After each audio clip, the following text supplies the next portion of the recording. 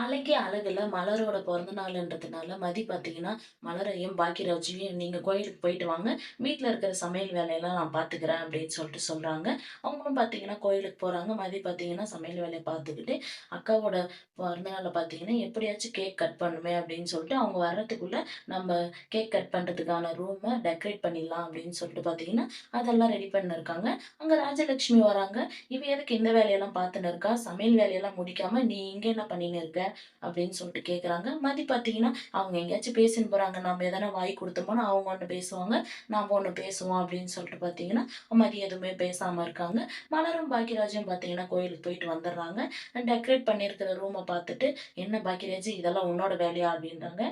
இல்ல மலரு நான் எதுவும் பண்ணல" அப்படின்றாங்க. உடனே மதி கிட்ட போறாங்க. "மதி இதெல்லாம் நீ பண்ணியா?" அப்படின்றாங்க.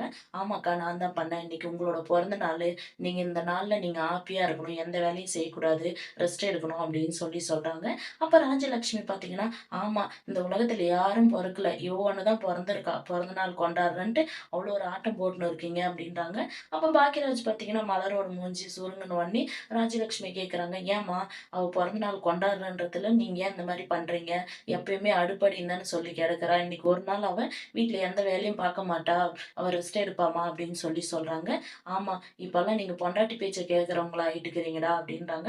சுரேஷும் பார்த்தீங்கன்னா, "அம்மா ஏம்மா எப்ப பார்த்தாலும் அண்ணிய திட்டினே இருக்கீங்க? இன்னைக்கு அவங்க பொறந்த நாள் தானே, அவங்க ஜாலியா இருந்துன்னு போறாங்க விடுங்கம்மா" அப்படின்றாங்க. "ஓ! உடனே அவன் வரிஞ்சு கட்டின்னு வந்துட்டான். ஓ! உங்க அண்ணிக்கு சப்போர்ட் பண்றியா நீ?" அப்படின்னு சொல்லி சொல்றாங்க.